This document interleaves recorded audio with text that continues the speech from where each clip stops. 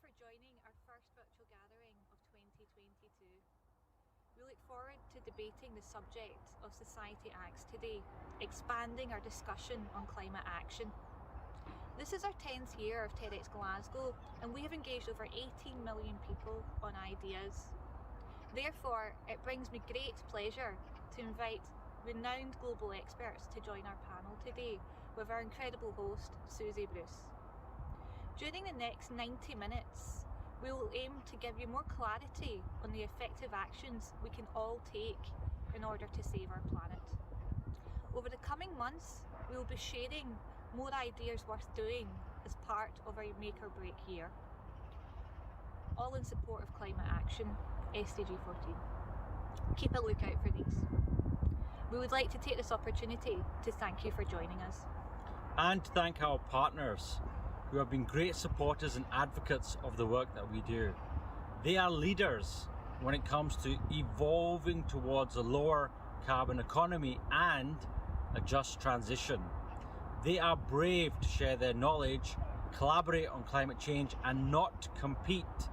And this is a clear message we want to share with society at large. Collaboration on solutions. At today's debate, we will be clear on what action you can take now. These actions may surprise you in that it will not involve behavior change. They will help to significantly reduce your carbon footprint. It's time for Make or Break. Over to you, Susie. Now, my name is Susie Bruce, and my role tonight is a simple one. It's to keep the conversation flowing, our guests on point, and allow everyone to be heard, and that includes you at home. This is Society Acts after all, and we want you to be part of this conversation. Now, to put your question to the panel, all you need to do is contact the TEDxGlasgow team via the instructions given to you as you signed in tonight. You can also contribute via social media, TEDx_Glasgow on Instagram and at TEDxGlasgow on Twitter. Now, we are all stakeholders in this planet, and we all have a voice. So please use yours tonight and join in the discussion. Now, time to meet our panel, and our first member is Dr. Sweta Chakraborty, a risk and behavioural scientist whose work is motivated by the need for clear, credible, evidence-based communication to urgently and proactively manage the risks that threaten human security and well-being, be that from issues such as climate change to COVID-19. She is a TEDx South by Southwest veteran and a globally recognised keynote speaker for companies such as Goldman Sachs and Mercer. Sweta is the US president for We Don't Have Time, the world's largest social network and review platform on climate. Thank you, Sweta, for joining us this evening. We're also delighted to be joined by Gail Galley. Gail started her career in advertising before taking a role in marketing at the BBC, where she led the marketing for Radio 1. Gail also worked on the relaunch of non-profit brands such as Children in Need and Sport Relief. In 2010, she was appointed CEO of the ad agency Fallon, and then after co-founding Project Everyone, a not-for-profit communications agency which uses the power of creative campaigning to bring the Sustainable Development Goals to life, Gail became CEO of the Jamie Oliver Food Foundation. In 2019, alongside her third sector work, she launched Project 17, a consultancy helping the private sector steer their purpose around the aforementioned global goals. Many thanks for joining us tonight, Gail. And rounding off tonight's trio is Bhavani Patel, who, since discovering her family's history of climate dislocation, has become a dedicated activist, strongly aware of the interconnection of social and environmental issues. She advocates for racial, social and climate action justice through her support for Extinction Rebellion, Black Lives Matter community circles, and Kill the Bills campaign against the police, crime, sentencing and courts bill. Her achievements include co-founding an affinity group in Extinction Rebellion, XR Unify, in a bid to build diversity within the movement. Bhavani, welcome. Now, with our panel complete, let's go on with tonight's first question. And this one is to all panel members. How do we create a just and fair transition to a circular or well-being economy that is truly just and fair to all, but can equally deliver on action for climate change? Ravani, I'll come to you first on that. So really, there's two effective mechanisms here. But the first, really, we need to address and tell the truth of what we're facing. And we have some amazing tools. So one of those is a citizens' assembly. And this is a truly participatory way of bringing democracy to the people. And it allows people to find those answers, to co-create them, and to be empowered to implement them. So you've got people in charge of their own futures, and when they are educated, they actually know how to effectively make those changes. And the other one is to stop subsidizing fossil fuels. In this particular country, this is still very much the case. And when we do something like that, we can offset it and give it back to the people and to the green technologies that could be built from those. So there is mechanics in community and people, as well as in financial mechanisms that are available today that people can actually take part in. So it's a collective as well as a financial change and a system change, because it just cannot be one thing or the other. Can I pick you up just basically on the People's Assembly? Can you tell me how that would work? Because my reading of it, or what I have been told about it, is this is unelected. You know, it's not actually democratic. So could you explain a little bit more about it? Yes, of course. So really, it's like the jury service in this country. They are selected based on socioeconomic and geographic and everything, you know, a cross section of society that allows for something like 1,000 people, if you're talking about citizens assembly, or if you're talking about a people's assembly, which can be used for communities. But if you're looking at governmental and large scale, it's citizens assembly. And there is a citizens assembly that took place for COP, right? So it means that those 1,000 people that get selected are given and educated by experts. Right, so that they go through an actual education process first, just like a jury would. They'd be given evidence, they would be given counter evidence, and then they are able to come to a conclusion for themselves what they see as necessary and needed at this time. And when we deploy this type of mechanism, especially in this country, a jury, for example, has acquitted a number of climate activists, recognizing that the proportionality of what they did meets the requirement for what is necessary. And so we know that when power is given to people, they are more rational, more compassionate, and actually meet the needs of society compared to governments that are top down in power. Sweta, can I come to you next with your response to that question? Absolutely. And to echo what my panelist here has said, in addition to people, we need to make sure that the policies in place really are able to support the people. And I can offer that policy perspective with the case study that is currently what's happening in the United States, where I am based out of. I'm actually in Washington, D.C. presently.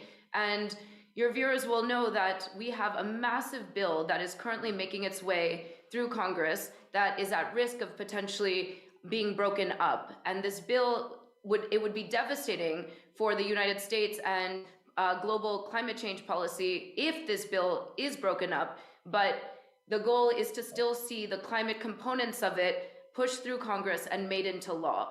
And the reason for that is because part of this bill is this, what current President Joe Biden has stated as the Justice 40 framework, which is 40% of federal investment into climate resiliency in the United States will be given back to communities that have been historically discriminated against in the United States. Black and brown communities over the course of history that have been cited in more vulnerable parts of the country and have had unequal health impacts because of it, among with many other impacts like job insecurity, food insecurity, what have you. And so the Justice 40 framework is really integral to the Biden presidency. And this massive bill, this massive agenda, as it gets pushed through, will be able to course correct for that history of environmental racism and discrimination that plagues the United States. So we need to see policy like this put in place in countries like the United States that are historically is the biggest polluter in the world.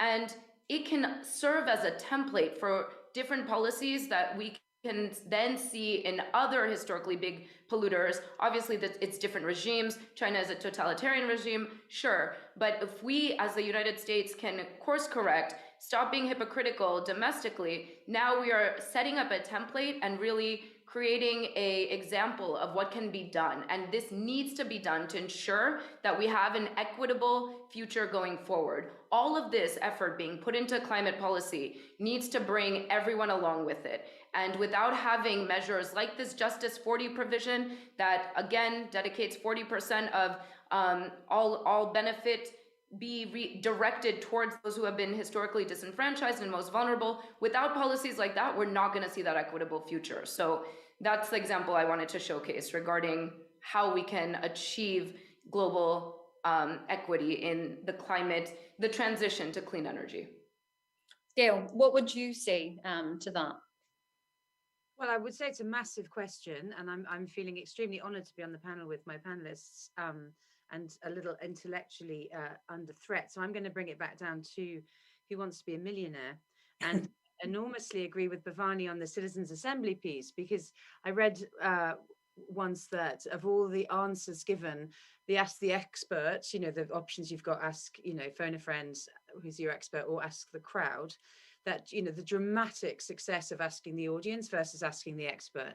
And I'm a passionate believer in citizens assemblies, and I'm truly optimistic if we get those going around the world as a sort of wave, that is how we're going to get to a much juster society. And I feel like we ought to keep up and step up the pace dramatically on governments and businesses, because, to quote Sweeta's organization, we don't have time. You know, I want everyone in the world to have taken part in a citizen assembly, but we don't have time unless we also get governments and businesses. And I suppose my concrete into this would be, get the taxation system fixed. It is mind-blowing the levels of inequality that are continuing, not just continuing actually, but getting dramatically worse. And we've all read about how the rich got tremendously richer even during the pandemic, whilst, you know, billions are struggling to survive. So that's my kind of fix. But basically, I think it's both and. Bring people along and into this process, they'll get to a better answer, and step up the pressure and fix the tax system to flood some cash into the much needed solutions. Because the interconnection is such a key thing, that, you know, when we talk about climate change, we also we do have to talk about poverty. We do have to talk about education. It all has to basically be rolled into one. And that is something that I know that you're very passionate about, Ravani, and doing that. You work so much with so many of the community circles. Can you explain a little bit more about your work there? So the community circles was really based on a people's assembly. And the idea through what we experienced through the BLM uprising 2 years ago was that there was a whole load of feelings and a need for connection or unpacking this, rather than everybody feeling guilty and not coming to action. So we held these people's assemblies, community circles in parks on a weekly basis, where we unpacked what does it mean to be an activist that supports racial justice. Because it's one thing saying you're not racist, but to be an active anti-racist is something completely different. And, you know, this to bring people, give them a safe space to unpack themselves. Multiple people cried, and these are white allies that hadn't realized, they thought they were allies, but they weren't. They didn't realize what an ally actually means, and that means to take action. because inaction is being complicit, and that the same thing applies to the environmental movement here, right? So we've seen with Extinction Rebellion here in the UK, the level of, it's the #1 awareness improvement over the course of 2 years, but it hasn't resulted in action, right? And when we mean action, it can mean many forms, but awareness is no good without action. And this is what community embedment and community dialogue and these tools like the People's Assembly enables people to go on a journey where they come to action. How comfortable do you feel in your role as an activist? Did you get to that point quite quickly? What triggered your need to actually act? You know, I have family in India, and we'd be getting news about the crops failing, and it didn't really, I just, you know, it's been going on for so long that it didn't really register. And then it's only when I connected the dots of the climate changes that are happening and the impact on my family back home, and not just the impact on my family back home, but the impact on the entire global South. So climate emergency isn't in a 5 or 10 years time, it's happening right now, and disproportionately in the global South and disproportionately in the global North to brown and black people. So wherever you look across the globe, it's brown and black people that are having the impacts of pollution in any sphere of the planet. And when I came to awareness that the future of my family back India was at risk, it then built on my awareness that actually we are currently, I'm in London, that we had the highest pollution level, air toxicity level 2 weeks ago, that they issued a warning not to go out and exercise. Right? So this isn't something that's separate. We are interconnected. Everything actually, and the health outcomes from COVID in the Western world, in particular here in the UK, brown and black people were disproportionately affected by it in terms of death rates, because their health, their base level health was already impacted because of the areas they live in through environment and social inequality. So it hits in every way. Again, on that subject as well, but we do need to say that the uptake on the vaccine, I know that this is not a vaccine subject, has actually been lower within, you know, the Black and minority ethnic, you know, community. So, you know, well, because history tells them that the global North pharmaceuticals have treated them as guinea pigs, have eroded their health and used them as guinea pigs. How that the trust, and this is one of the key things I work in. Trust is basically key here, yeah? Key. I build trust in communities, in organizations, because if without trust, we can't move forward, right? And that's what happened with COVID and the vaccination. They disseminated the trust in this country and globally. The skepticism of brown and black people globally about this vaccine is because they were mistreated and misused by pharmaceutical companies across the globe. Sweta, now can I come to you on that? Have you found that in your research that, you know, a personal connection or impact is a key trigger for change, or are there other more persuasive means to drive it? I can provide a little science to back up Avani's point. I actually did my PhD research in the UK, so I have a deep appreciation for the UK, and your accent's making me quite nostalgic. So I studied the role of trust in behavioral change, and found, which has been replicated many times since my research, and I won't mention what year that was, but it'll give too much away, but it was a significant amount of time ago. But trust can account to up to 50% of the variance in decision making and ultimately predict behavioral outcomes. That shows how significant of a role it can play. Of course, there's other factors that influence how somebody is going to interpret information, and then based on that information, how somebody is going to then act, whether it's to wear a mask, whether it's related to public health, whether it's related to a doctor telling a patient, you need to take this prescription drug to improve your patient outcome, whether it is to get those individuals to make the maybe more costly decision up front to switch an energy source, but ultimately something that is better for their individual outcome and their family outcome down the line. Trust, it plays the biggest role, but cost, of course, play a role. Tolerability of the particular issue or the risk plays a role, and affiliation with groups and how they're deciding also play a role. What is your identity, and how much does actually making a decision outside of the group identity that you affiliate with potentially impact your social standing and your potentially very survival in that community? And so there's many factors that influence how we are going to interpret information and act on that information. But again, trust is really key. And so Bhavani has hit the nail on the head. That's, if we have to focus and prioritize, that's where we should pay most attention to. Identifying those that are most trusted, that can actually get behind the science and the data. As a scientist, I stand on, my platform is one of, we have so many different types of people on this planet, so many demographics, religions, cultures, geographies. The only thing that we can really bank on that is going to be universally beneficial is science. If we follow the data, if we follow the facts, that's something that will universally be beneficial. And so we have to find the most trusted spokespeople to be able to get the messaging across to different groups and demographics around the world, and align those spokespeople to the science, and then have those spokespeople really reach their networks, whether that's a church leader, whether that's the soccer coach, whether that's the celebrity that a particular young group of people are really following and trusting. Those are the influencer networks that we can work to collectively activate and align to the science and really get the message across. That's how we're going to see some real widespread behavioral change.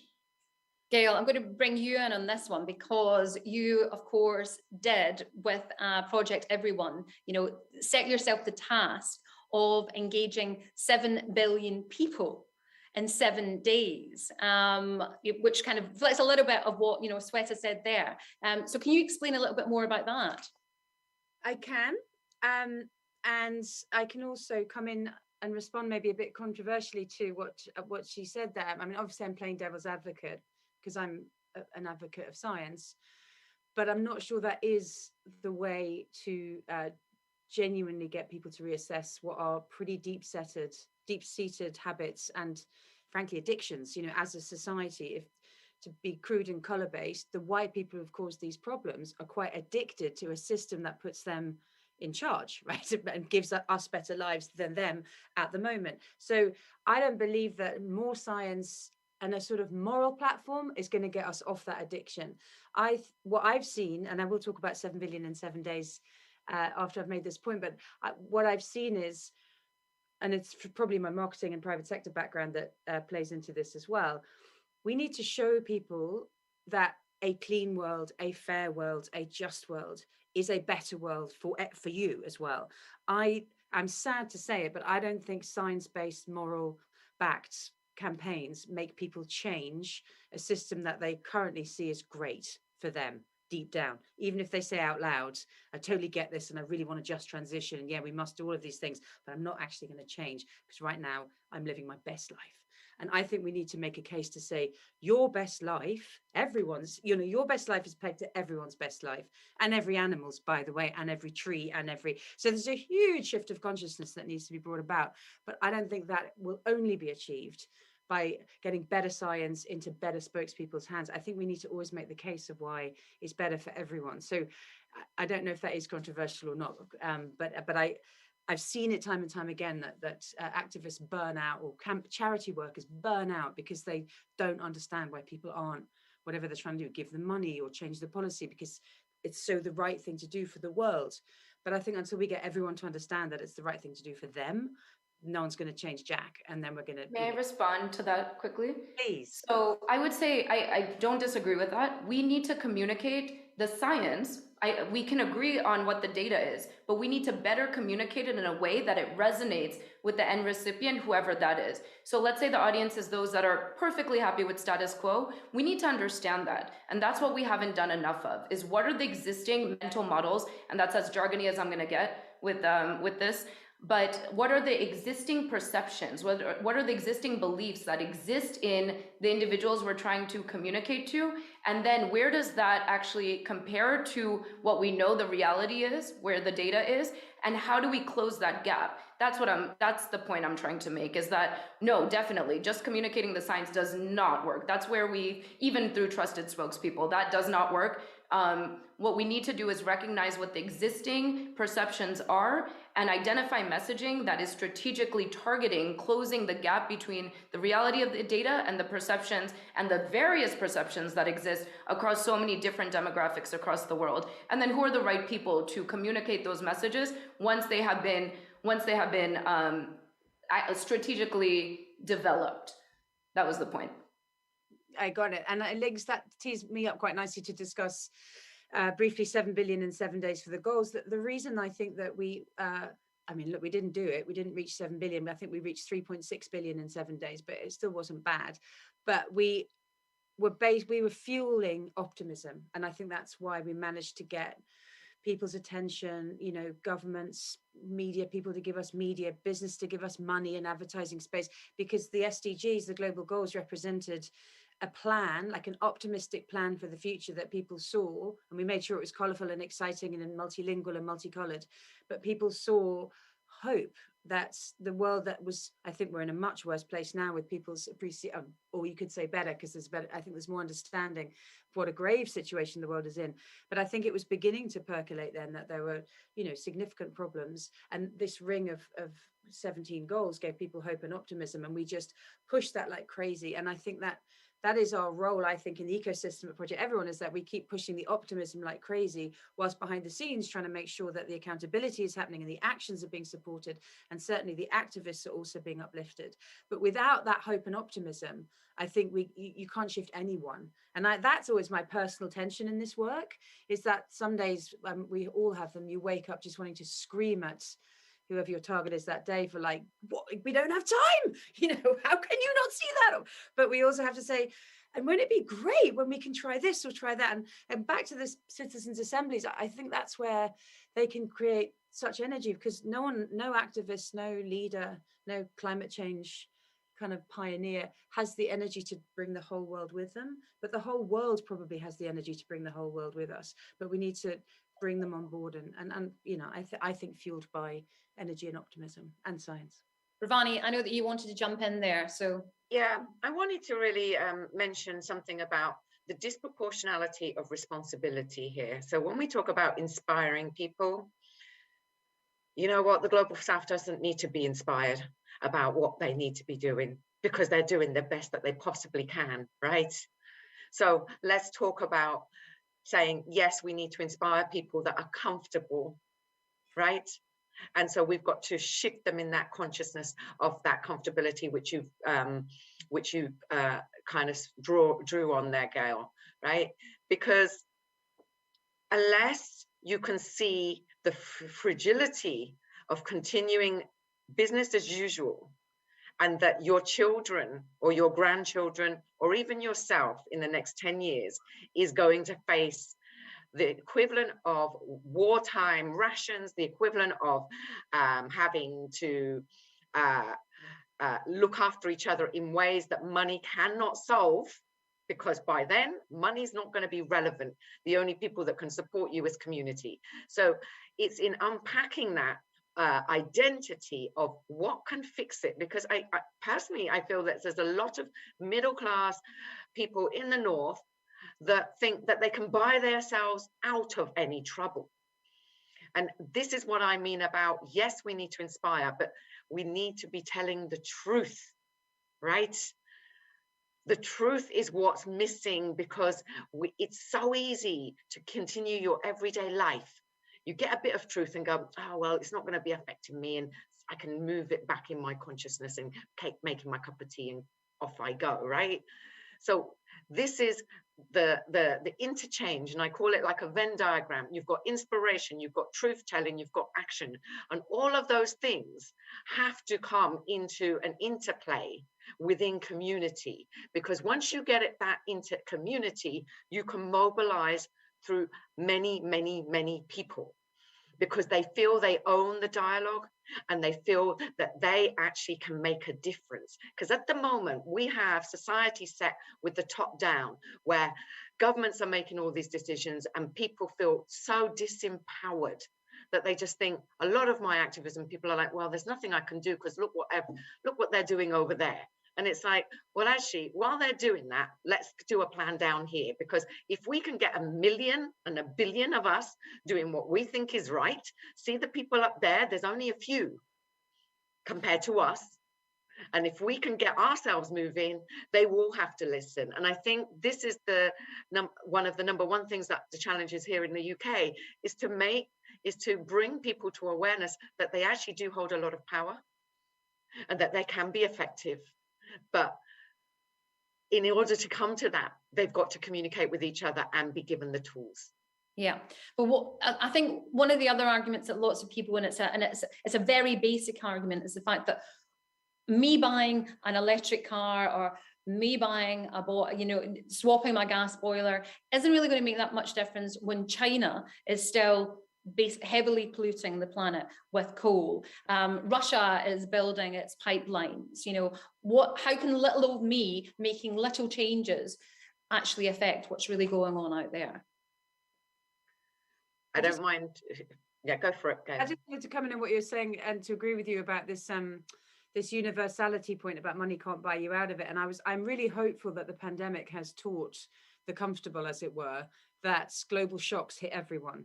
And do you remember there was a point, this just amused me, but there was a point in the development of the virus and the spread of it where it went from being, at least this is a UK perspective, it went from being a kind of Chinese thing, bit of an Asian thing, and then Tom Hanks got it, right? One of the most privileged, white, famous, comfy people. And there was almost this, oh God, it's everywhere, and that sort of realized, and then it's rolled and rolled, didn't matter where you were, didn't matter how wealthy you were, didn't matter what privilege you had. If your country was shut, it was shut. I mean, I'm sure there's a few exceptions on private jets, but by and large, it knew no kind of traditional boundaries. And I really hope that is, with that, we've carried something forward from that to know that, one system, and the feeling of that global shock was not good.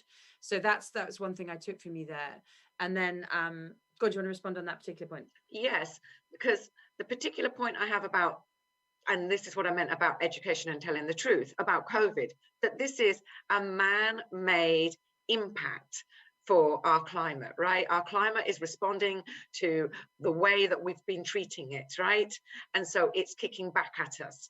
So when everybody and it hasn't been taught and people haven't connected those dots, that actually our human behavior has caused and led to this pandemic.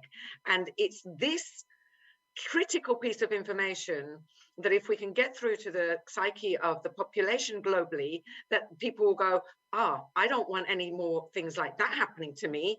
How can we move? And I feel like we missed an opportunity globally to be getting that straight and front and center, that this actually is man-made. And so therefore we have some way of being part of the dialogue of prevention for that happening again. And also that if we don't start taking part in this dialogue, it is going to happen again, right? This is only the start. And so I think there's some delusion, and people need that sometimes in order to operate, but we've got to unpack that this is only the first round. We are going to see many more things like this happen to us if we don't start taking action. And it's why theories like the lab leak are so dangerous, because it takes away from the reality of bad human behaviors that like deforestation, habitat encroachment, putting exotic animals in environments that would never naturally occur in nature. And the consequences of that are creating fertile breeding grounds for the next mutation that can run wild. Epidemiologists around the world have predicted that an infectious disease outbreak is imminent and have been anticipating that it would be a bird flu going viral. Rather, this coronavirus really caught this community off guard. And so even with knowledge and understanding behind the scenes, the fact that this virus broke out and grounded our lives to this screeching halt, and this was one that wasn't necessarily at the top priority radar for epidemiologists. Imagine what's going to happen when it's actually the virus that has been predicted now for decades, which is that mutant bird flu. So I appreciate what you said very much. It's bad human behaviors. It's our demand and supply of products as the population increases. And it is the warming trend. It's that dual trend of the planet warming and increased global population that's resulting in habitat encroachment, deforestation, and ultimately increased infectious disease outbreaks. And what's frightening is what's the climate equivalent of the bird flu that everyone knew was coming, but we still acted shocked when COVID came. Like, is it a massive flood like in the book, Ministry for the Future? Or is it the heat kind of event? Is it a massive sea level rise? And are we really going to then stand around and go, oh, well, who knew that was going to come? So, well, we all knew that was going to come and we didn't do anything. So I'm really hoping that this narrative of like, well, that happened and we didn't like it, and actually we did know that was happening, and we know we're causing it. Let's like get ahead as much as we can and stop it. And the other thing I wanted to respond to what you said, Bhavani, about this idea of inclusivity, I think is misunderstood. As a Western-based climate campaigner, over the years, you'll get pushback saying, oh, but that's only relevant to the global north. And I think like that's okay, because this is by and large where the change needs to happen. I really just wanted to resonate with your point that people in the global south know and are doing their best to adapt and to survive and to kind of find new practices and to build community. If there's an argument for exclusive communication, if ever there's a time for that, it's now, because we need to drive we have no time. You need to drive the maximum impact from the people who are causing the maximum problem. So I would like to kind of bin the notion of like, we must always be inclusive. No, we need to be inclusive in terms of people's kind of who's benefiting from this. But in terms of targeting who's causing the problem, I think we're okay to be exclusive there because we know where that is. So that answers your question. Well, I guess, yeah, it's about going to your question about, it being China doing this and so doing that. We still know per population that it's still the global north 5 times to 8 times consuming more carbon than anywhere across the globe, right? So let's stop lying about this, and it's distraction to be focusing over there. It's so easy always to point a finger outwardly rather than inwardly.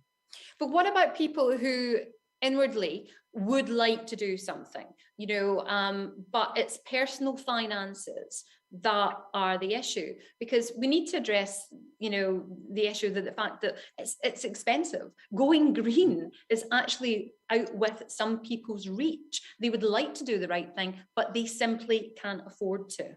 And this is why system change is essential, right? We know, and I'm sure Sweta is going to be able to give us some insight into what's happening in the US, but here in the UK, we know that system change is vital for us to meet it at the scale and at the speed of what is necessary, right? And that can be tax transformation, right? I spoke earlier about it in the subsidies that we give to fossil fuels. It's incredible. We give more fossil fuels than they make profit. Let that sink in, right? So it's a dying economy and we are just fueling it. And yet we've got all these other new technologies that we could be putting the money in so that the consumers themselves don't have to do the changes. The changes are systematic, that everyone benefits, right? And then the other key thing is, especially in this country about heating, we are in a winter of discontent in terms of all the different social justice elements, whether it be finances, whether it be food, whether it be heating, is coming to tipping points, right? And everyone talking about not having enough money to keep themselves warm, right? This country is wealthy enough to subsidize dying fossil fuel companies that are not even making profit, and yet cannot afford to give their people heating, right?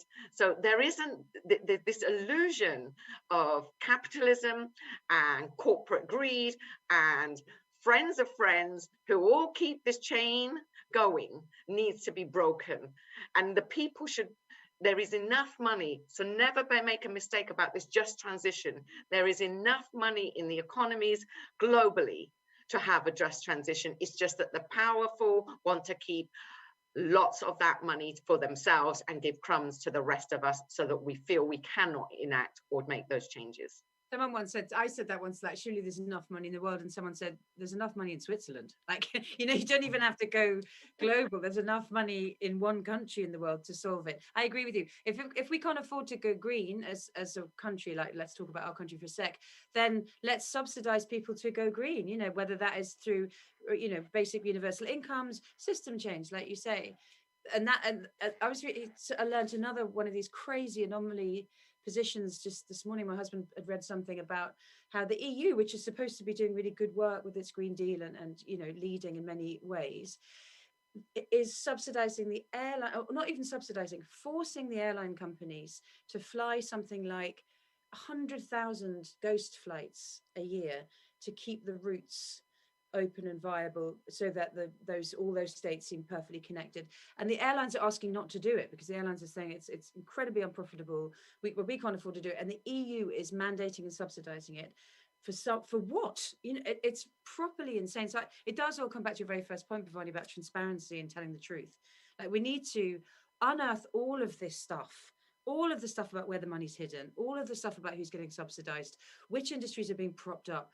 I actually find if you really unearthed it all and leveled it out, there would not be a problem with the finance for the transition. It is all there. There would not be a problem with human will, because we'd all be in it together and we'd all be quite happy to be mucking in. But there's these fake sort of almost scar tissue issues holding the old system up.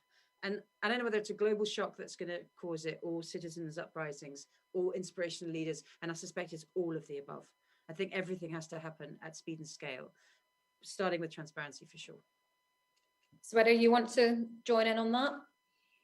I really enjoyed listening to my fellow panelists actually talk about this. Thank you for your inputs on and helping me think about it as well, because I approach it very much from okay, there is something we can do as individuals, as much as we need to have top-down multilateral policies that make it easier for individuals to do those things, right? So we can create a better choice landscape so that the individual can by default make a better choice in where their energy is coming from to the house, rather than having to opt out of choosing out of natural gas on their stoves.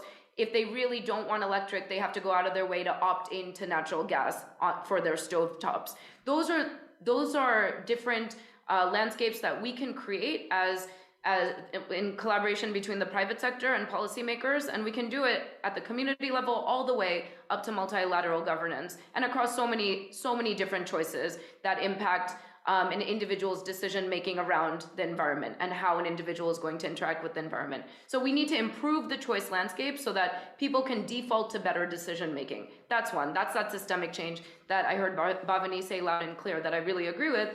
And then, as you're saying, Gail, from that individual point of view, there's an opportunity to amplify efforts through through campaigns that add one additional person, and now you've got a team. You add two additional people, now you've got a group. You add networks of people that have similar, maybe in different parts of the world, but have similar grievances or similar efforts that they're trying to pursue. And now you've got widespread behavioral change that can influence, again, these are mutually reinforcing, you can have those individuals influencing the governance structures, and then the governance structures can support the individuals to make better decisions. And so I really do think and this is the question I get asked the most, I do think when individuals say, what can I do? This is like a much bigger issue. I mean, China has to change before anything I do matters. Well, no, that we do not have to wait for any nation state to do anything. We have incredible amount of contributions that we can make as individuals. And then through the power of adding additional people, we can really amplify our efforts. And one example is the logo right up behind me here. It's free to use. It's a tool that individuals can use to support their efforts and to really feel power in numbers and to see campaigns really make it from virtual community awareness to real world impact. Why aren't we taking advantage of the incredible technology and advances that we have made as a population, as a global population, and use that to fight the nation states? Let's use that to fight fossil fuels. It took 26 years for COP to finally say we need to phase and not even phase out, but phase down fossil fuels, right? But it finally got in there. We can expedite that now. We have the technology. We are better connected than ever before, regardless of what your feelings about social networks are. Sure, they're dual use. They can be used for nefarious, addictive purposes and money making and whatnot. There's all of the downside to social networks, but then there's the upside. And we here at We Don't Have Time, we like to focus on the upside of the power of connecting people to really amplify, find good ideas, scale those solutions, and we will help amplify the hell out of it. And we'll take down fossil fuel subsidies. We'll take down the bad nation state actors that are not being responsible environmental stewards. Everyone has a role to play. And Gail, I'd really like to back you up there, Sweta, because people power, right? Power has never conceded without a demand, and that demand has never been achieved without people power. And if we look to history, right, social movements and system change has happened through with people power, right? We've got these scales that if we want to tip them, no government can keep the people down if it is louder than the government or the people in power, or those that are holding, especially fossil fuels. I would like to draw on the fact that the win for Glasgow, the Cambo oil fields, right? The license that they tried to put there, the people power prevented that from happening. Now, there was corporations and governments all wanting this thing that would have made lots of money for some key individuals, but the people power stopped that from happening. So let's make sure that the communities, when they say they can't do anything on a daily basis, maybe they can't. But listen, connect up your communities, because when someone comes and tries to put an oil rig in your back garden, be ready, because you know how to speak to each other and how to galvanize and get those things, because we've declared a climate emergency in this country. I mean, it was one of the first governments in the world to declare a climate emergency, and yet they have done zero. So words are cheap, my friends, right? So we've got to keep them accountable. Nobody is going to keep any governments accountable except for its people. And I think, especially in the Western world, we've got very comfortable thinking, well, I've got enough, I've got a roof over my head, it's all fine, don't really need to take part in politics. Now's the time you need to take. This is the time, if we want to actually make changes, is to actually be involved in political decision making. And that's really uncomfortable, especially in this country where apathy about politics, but there's going to be no choice because we have no time to start getting people mobilized in this way. Gail, you are the professional communicator here. So how do we get that message out there?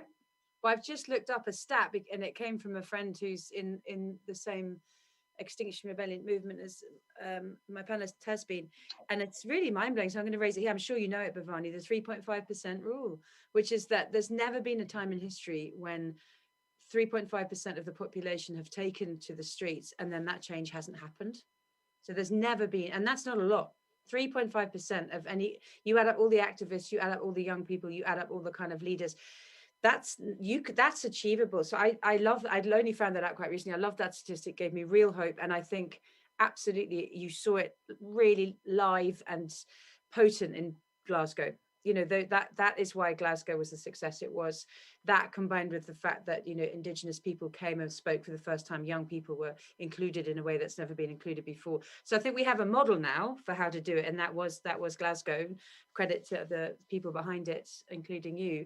How do we get that message across? Well, that we try and do that all the time, and I think one of my co-founder Richard Curtis's mantras is to make things happen, you have to make things. So I think putting out stuff, short form, engaging, surprising content, ideally optimistic, but giving people tools, you know, to start conversations, giving people tools, visuals to unite under, like literally helps, because then you feel, especially the younger you are, you feel like you're part of a tribe and you feel like you're part of a movement. So I think we need to carry on doing that, but also give people the tools to create their own tools. So I love the model that there's a wonderful company called Amplifier in the States who do this. You know, we've started to do it where you equip people with workshops to do their own artwork, to do their banners, to do their marching, because then they're like doubly engaged. So I think we've had a bit of a lazy model of like, just share this. How about now get together, talk about your issues at a community level, create your own iconography for the change you want to see. Then people are going to be much more interested in using. So I do slightly think we need to brand these revolutions, because as humans, for some reason, we seem to dig brands. But the era of a top-down brand, you know, something like Black Lives Matter is so interesting. Its logo, its iconography, its visuals emerged, right? Nobody sat in an agency box designing what that was going to do. It just kind of organically exploded in lots of different forms and continues to do that. And I think that's the future, is equip people and educate people and encourage them to create their own movement building tools, and then we'll see it flourishing. Sweta, would you concur? Oh, absolutely. Absolutely. That was really well stated. And I think the tools that you're talking about, in addition to actually being, because not everybody's necessarily comfortable with being on the ground, and we can do both, and we can actually turn virtual movements into real world impact. And that's something that's also, it's a little bit of a kind of one of these things that have emerged out of COVID, but it's something We Don't Have Time has been doing well before COVID. So our group, it has a strict no-fly policy, for example. The founder of the company has not flown since starting this company. Until we can actually make aviation sustainable, he will not get on a plane. And so that's because of the technology. We have the ability to connect people from all over the world and to just enhance and amplify really good ideas and solutions. And let's take full advantage of these tools, and let's support people on the ground. We need that, absolutely. But now we can even scale it virtually, which is really what's exciting. Can I bring you back to that subject? So in fact, Gail, on you go. You can follow on from that. I also think before anyone to come in, but I think it is the combination. That's the thing. I'm just thinking again, very kind of in our face at the moment. We have a prime minister who's on the spot because he seems to have been breaking every rule going when everyone else was really truly suffering under rules. But he's not going anywhere, because the only pressure that is currently being applied is virtual. I mean, it's as heavy as you can get. It's parody, it's satire, it's media attack, but he's not going anywhere. But I reckon if you had an XR type, you know, Occupy going on right now around Parliament also, then he probably would go, because there's something about that in the face. And I was minded of the lovely, you know, is it Gandhi, the quote about, say you're never too small to make a difference, but, you know, ask a man who spent the night with a mosquito. Sometimes you need the physical mosquito, but equally you can do a virtual swarm. That's amazing. So I feel like we are definitely in a both and world here, but like not one or t'other, like it's an and. But Bhavani, you wanted to say something on this too. Yeah, so the tools, digital tools are great, but it does not compensate for feet on the ground. For effective change, accountable, effective change. So 2 weeks ago here in the UK, we mobilized something like 10,000 people, right, on the streets for the Lords here against the police crime sentencing bill. And because of that, we managed to have 14 amendments that were toxic to the individual human thrown out of that bill. Now, had there not been that level of mobilization physically, we would not have seen that happen, because in this country, people are armchair warriors. They love to sign a petition. They love to send an email. And don't get me wrong, these are important tools, but they are not effective on their own, right? Never has a petition been effective on its own when you need mass changes that power refuses to concede on. So, for example, Boris Johnson is, as you quite rightly said, is going nowhere until we have social justice movements all demanding for his resignation in their masses on the street.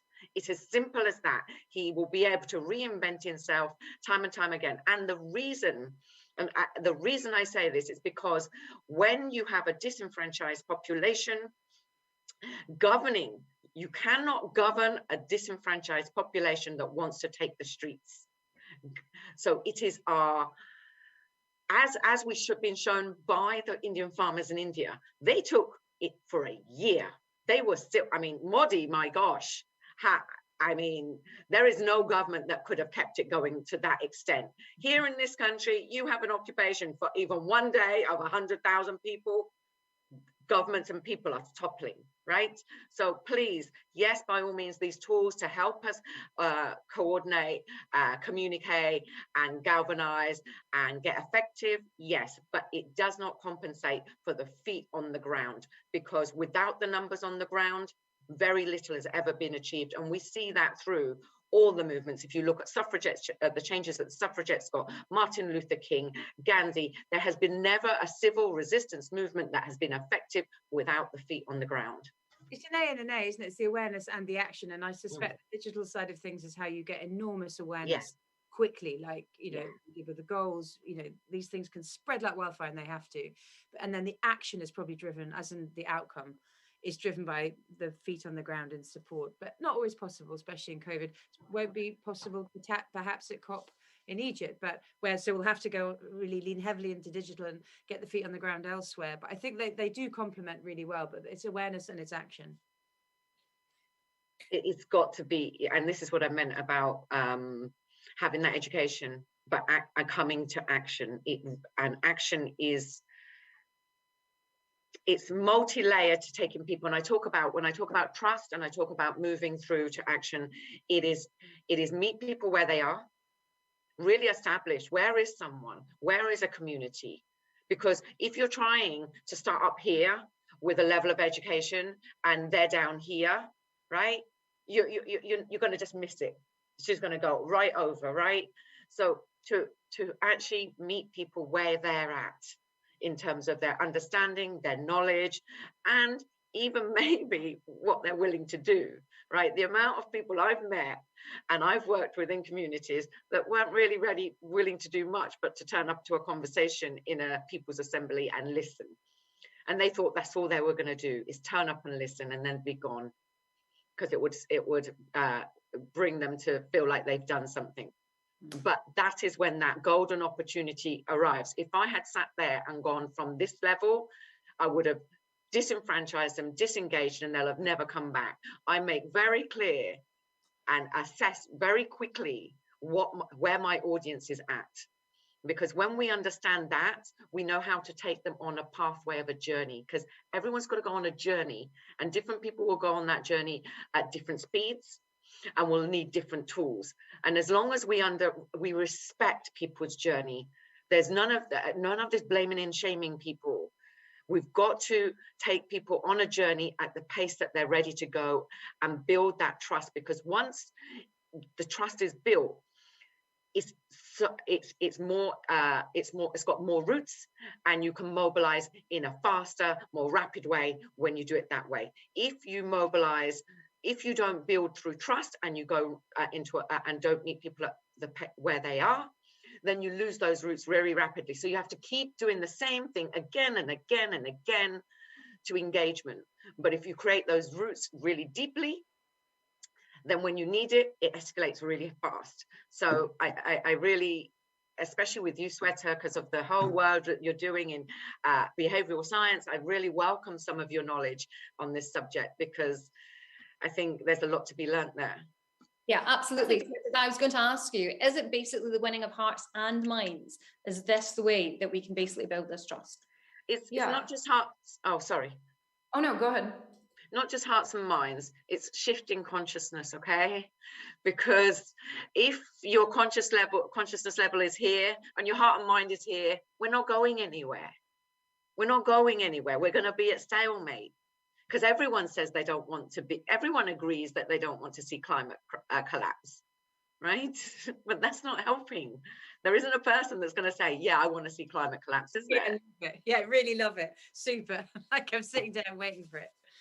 Well, I think what you're doing in practice is actually very supported by the science community, and you're collecting data, whether you realize it or not, on the ground. That's actually proving the robust methodology of how important it is to develop those relationships with communities and identify who, if they don't exist in the community, who outside the community is the trusted potential conduit between the messaging that you would like to see happen, or the action you would like to see happen, or whatever, the campaign you would like to see supported, finding that conduit between that campaign and the community. And really, it comes first and foremost before anything else. And this is kind of behavioral science 101, specifically known as the mental models approach, is what are the existing mental models of the group of people that you are trying to reach? That is so key. And if we just invested a little more time and money into this formally, we would spare ourselves a lot of wasted resources and heartache in terms of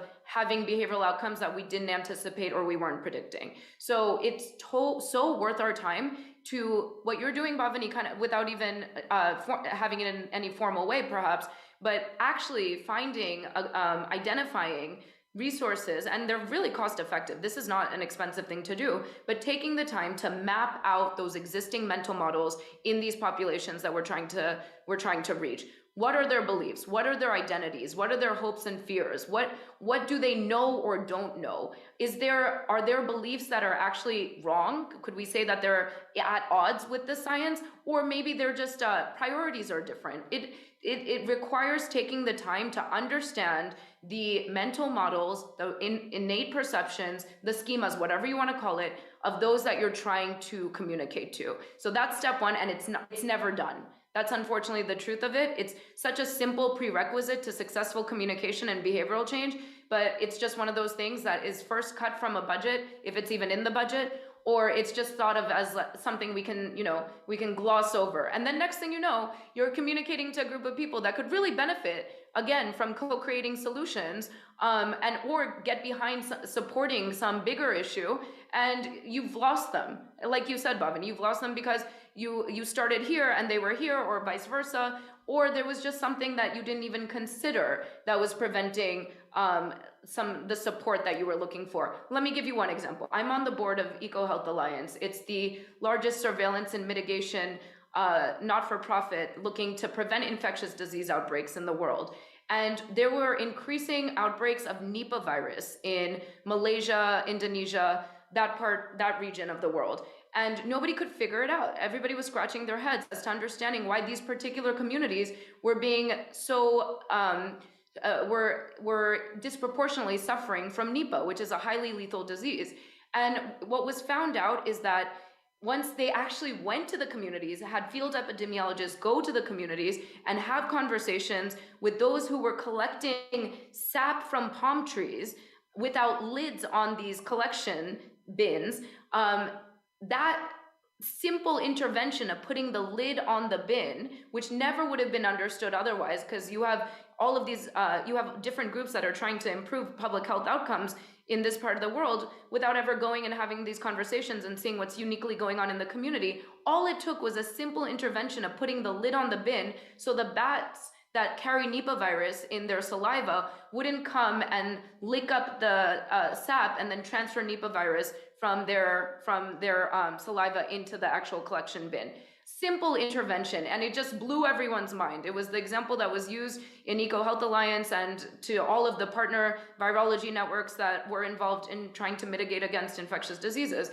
And it's just such a classic example of, wow, if we actually just took the time to put people on the ground, physically go there, and actually do the in-depth qualitative interviews. Okay, that's one way to word it. Or generous listening, active listening. Sit down, spend an open-ended session with sample people from the demographic that you're looking to influence, pull them out and just sit and listen, ask questions, open-ended questions, and really listen and map out what the existing perceptions are. And I guarantee that is step one in truly building that trust and also being able to create the messaging that is going to close those gaps from those perceptions that these groups have to whatever it is that you hope to achieve.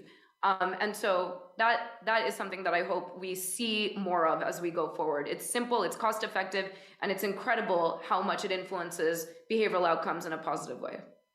But you've actually just teed up one of the questions that's going to be coming up next, and it's basically from one of the TEDxGlasgow partners. Now, TEDxGlasgow works with a number of partners throughout the year, including Citizen M, where we're actually coming from tonight, with each partner fully engaged and invested in our action for climate change.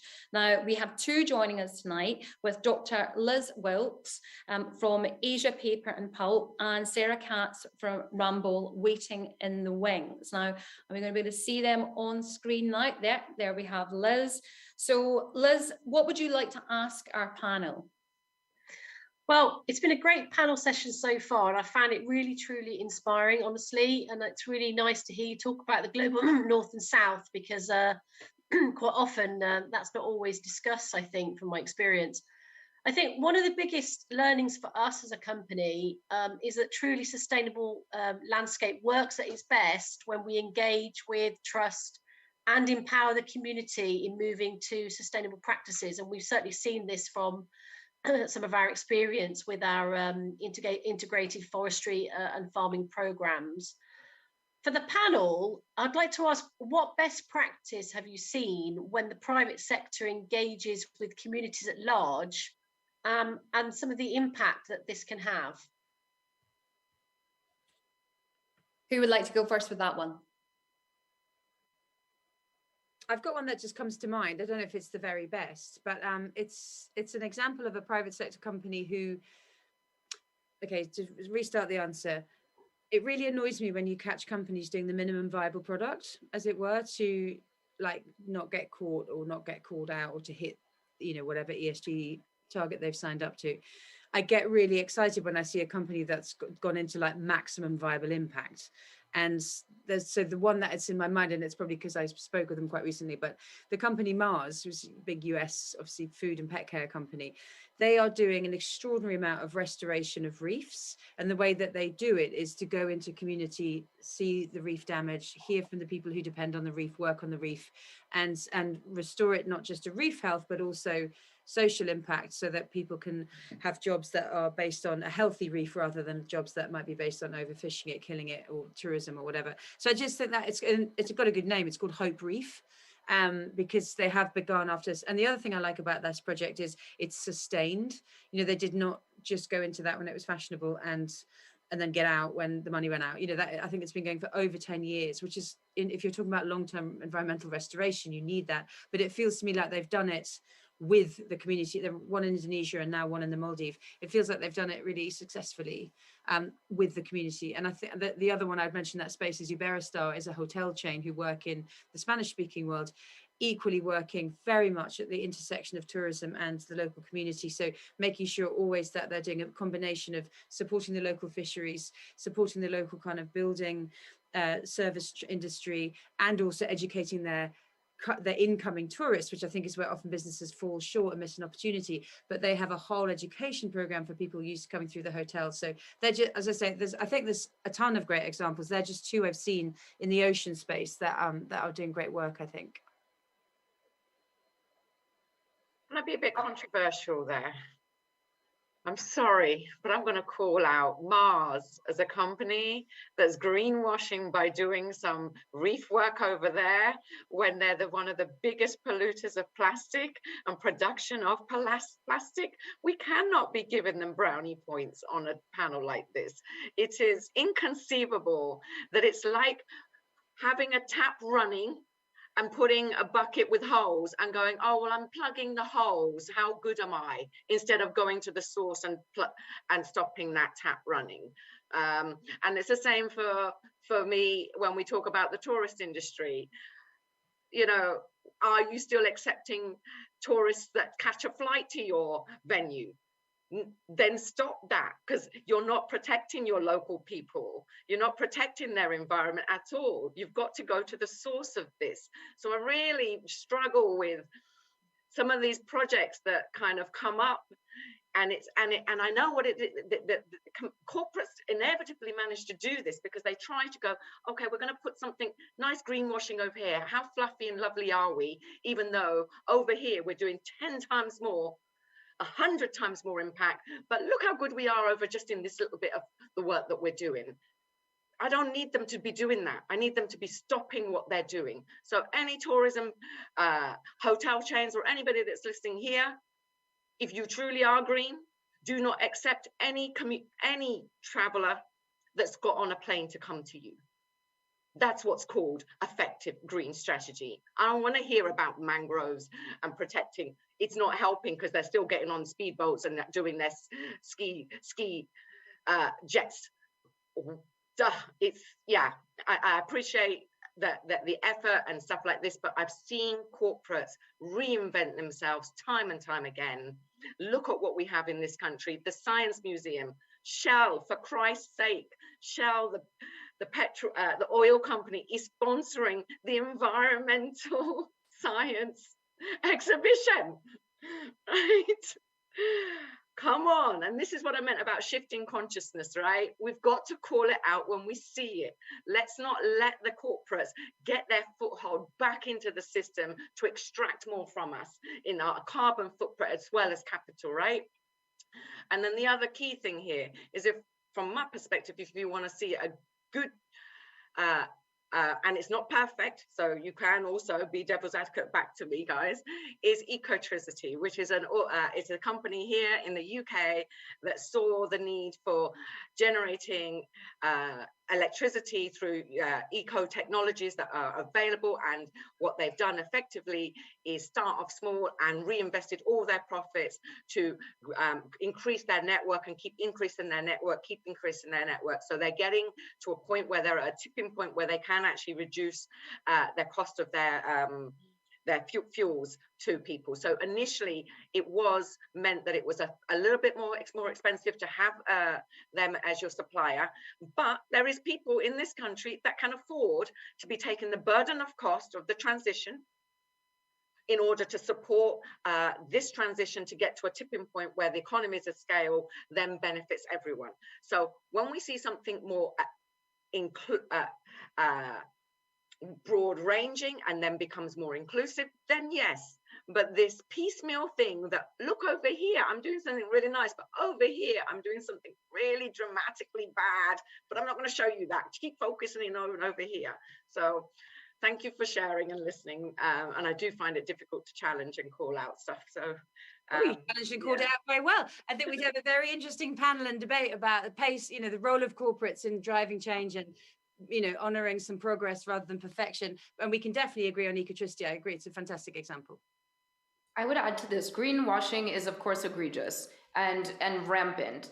Equally bad that we as a company say is green hushing. So if there is progress being made in companies that are trying to pivot from past polluting operations to what is now going to be supported by those that identify truly as environmental stewards, we need them to be able to showcase that, and we need them to be able to share that, and we need to, as a community, give support for that. So this little green heart behind me is what we refer to as climate love, and companies that are not greenwashing but are truly putting solutions forward. And it's baby steps in a lot of instances, absolutely, but our community shows climate love too, and the majority of ideas and efforts and campaigns on the We Don't Have Time platform is positive. It's climate love. And this is important, not just because we can't green hush. We really need to showcase the amount of effort that's going in by the private sector as well into changing towards the green transition. I mean, this is the writing's on the wall. This is what's happening. It's better economically for companies as well, and they get it. There's going to be some that don't make it through, and that's perfectly fine. We'll figure it out together. But ultimately, this is the best end outcome for corporates, is to get on board with this. And we need to show support for that as a community, and through this climate love. And the reason that this works is because as this is how our brains are wired. We need the fear to actually get us to propel us into paying attention, because there's so much that's being saturated in terms of our information landscape is just absolutely saturated. And to pay attention to this crisis, we need to call it what it is. It's a crisis. It's an emergency. So we need to get people's attention through fear, but ultimately what mobilizes action, what gets people to come together and to pursue solutions and to volunteer if it's not their day job, is positive, tangible, actionable next steps and positivity. It's hope that solutions are on the horizon and that we can find them together as communities. And that's why we share climate love. It's that positivity that really moves us forward in terms of progressing towards that end goal. So that's really important in terms of wanting to support the efforts that are being made from the private sector. It's not perfect. There's plenty of greenwashing in there, but we really are all in this together, and we have to move money. That's where the muscle is, ultimately, to see some of these solutions true to reality. And we do like to give support where it's due. Liz, thank you so much for that question. Sarah, are you there and are you ready with your question now? Yes, good evening from Copenhagen, and I agree with Liz. Thank you for a great, very thought-provoking panel and a very inspiring event. So I'm Sarah Katz, I come from Rumble, and as a company, we're conscious of the challenges that lie in having societal engagement and commitment behind our work to decarbonize. We're very focused on supporting the acceleration towards net zero, but we can also see that some projects in the green transition might not always incorporate a holistic approach or focus enough on the just transition that you were also talking about earlier. So with your broad experiences in the panel, do you have some suggestions for us on how to bridge this challenge between the green transition and the just transition? Who would like to take that one first? I nominate Bhavani. I just know that I've been talking quite a lot, so I thought I'd let you guys, but I'm happy to take the and this is a complex question, and it's going to be something that's going to be learn as you make mistakes, or learn as you come to awareness, or through education. So there are times that I see the lack of education, good meaning, thoughtful people wanting to take action, and so we get green transition projects, and it's only through taking those steps that they suddenly meet people going, oh, but that's not very nice. Look, you haven't seen the impact over there. Yes, you've created great impact over here, but you've also disempowered or created a negative impact over here. And this is what we mean about just transition, right? It's such a complex thing. So even in the activism world, and I sit in a lot of white spaces, as you know, I'm from Extinction Rebellion. And so even within our movement, there's often times when we find ourselves, we find ourselves going, have we asked or checked in with people that have wisdom from other countries on this particular subject that we think we know the most about? You know, and so it's just doing that double checking within yourself. And if you don't have the answer, there is plenty of people to connect with. And I think the biggest thing that I say, especially with the Global South that has lots of wisdom about a lot of the things that have been impacted them. So as Sweta said, they know how things are happening and falling out over there. Don't be shy to be making those connections, right? Because it's the connections of lived experiences and lived wisdom that are already facing the climate collapse, that have actually in small scales found ways of protecting themselves from things that are unfolding that haven't been talked about or even pursued in any way in the global north, because we haven't faced that particular threat at this time. So when we look about the curve of this solution, it can be just if you are inclusive and you bring about the wisdom. So yes, when we talked about earlier about saying that it's okay that some of it doesn't have to be inclusive in terms of people that need to do the actioning and the reducing, but when we talk about the solution, it has to be inclusive. Because if it's not inclusive, you don't get those wisdoms, you don't get those learnings and the insights that can better enable you, especially in the global north, because we're so used to consuming more of everything. Even when we get a new, nice, just transition, we'll be tempted to offset it so that people in the global north get more of it than the south. And the autocorrect, because it's not that people are doing it intentionally, because it's about deprogramming. It's how we've been programmed through capitalism and how we've been programmed through the structures that, so it's not the intent, I get it, but the unpacking of that intent. If you have inclusivity, you will meet some of those head on before you hit some barriers.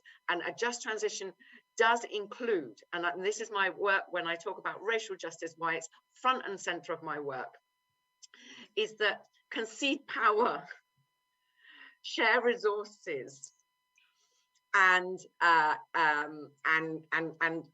skills, right? Because there's lots of people that have all these three things in abundance that some other community members don't. But the other community members have ideas and know what some of those solutions are, but they don't have any of those three things to support them to bring those solutions to the table. So that's what a trust transition needs to embed to. And that's why technology, so the stuff that Sweta's doing is really important, because it can accelerate some of that and support some of those ideas that are around in the Global South, that just, because they're already facing, what I find so hard is that the Global South is already facing these challenges. You don't need to go and sit in your ivory tower over in the Global North and figure out how you can do something. Go and speak to the people over there. They're already at the front line, and they've already found small solutions that work for their community that you could probably scale very rapidly. And don't be shy, right? Because I know that there's this awkwardness between different cultures and different communities, and especially around the racial justice stuff with Black and brown people. Knock on doors, people. Let's get messy together, right? Let's overcome those boundaries of communicating with each other. And guess what? It's going to be hard. Listen, racial justice and doing this work, you're going to be crying, but you're also going to be laughing and having joy, because you're going to be stepping on minefields, and someone's going to be educating you, and you'll be like, oh my God, I really messed up there. And you'll be like, yeah, you did. And I'm going to call you out for it, but it's okay. Let's keep moving. So be ready to be emotionally taken on a journey if you truly want to do just transition, because it's an emotional journey, because you will have to connect with different types of people that you're not used to, and have to learn in different ways to get to that trust transition. Thank you. Thank you for that. Now, we are actually now quite out of time. So I just want to say a huge thank you to all of our panel.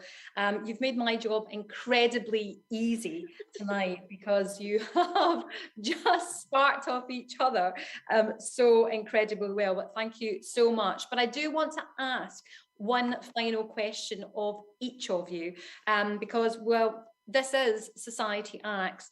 And the question I'd like to ask is, if you could implore our audience and society as a whole to do just one thing after tonight's discussion, what would that one thing be? I'm going to go to you first, Gail. Oh, again, it's you're ending with as big a question as you started with.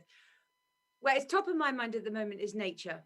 Is getting nature positive. And so I just ask, if I could only say one thing, just people to reflect on their position and relationship to nature, which hopefully will lead them to realize we are nature, like we're in nature. And so is every single choice you're making in your life in cohort with and in supportive of a natural, thriving world around us. So just try and live a nature positive life. That's different for everybody, but that's my one thought about is stay nature positive.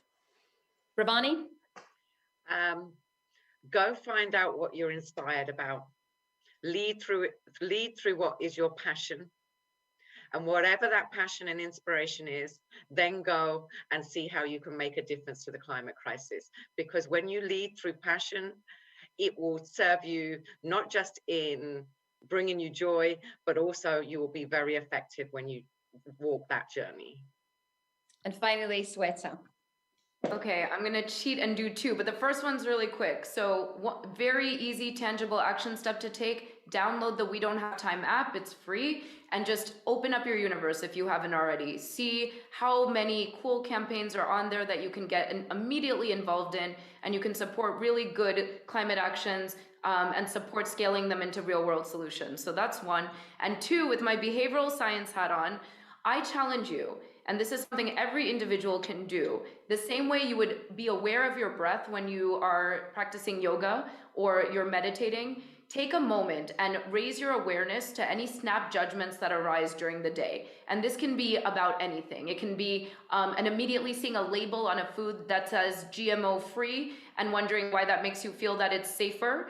Or if you're walking down the street in the US, this is especially poignant. If you see somebody wearing a red hat, do you immediately feel repulsion because the red hat became part of this Make America Great Again campaign that Trump ran on? But there's different things that result in an immediate response for us. We innately do this as human beings. Become aware of it, the same way you become aware of your breath, and then challenge it. Take the time, spend 5 minutes every day, and actually look at credible sources and see if that judgment was accurate. Do it with the person you walk past and why you felt positive or negative about, and then actually look up what the statistics are. Does red hat mean Make America Great Again? Or maybe there's a football team nearby that has a similar signage. That will allow you to begin to better calibrate perceptions to the reality. And we need to better align with data. It's the one thing we have in common as humans that we can thrive on, is if we follow the science, we're setting ourselves up for a better future. Anu, thank you so much. It's been quite a conversation tonight, and that's our first conversation worth having over for 2022. The next TEDxGlasgow conversation worth having will take place on Business Innovates and will take place in May. Now, we do hope you'll join us, but until then, we're going to leave you with some wise words in the hope that you'll be inspired to keep this conversation going and, most importantly, act. Good night. Nature once determined how we survive. Now we determine how nature survives. You have stolen my dreams, my childhood, with your empty words. Difficulty is no excuse for complacency. Unease is no excuse for inaction. We don't have much time left to make that dream.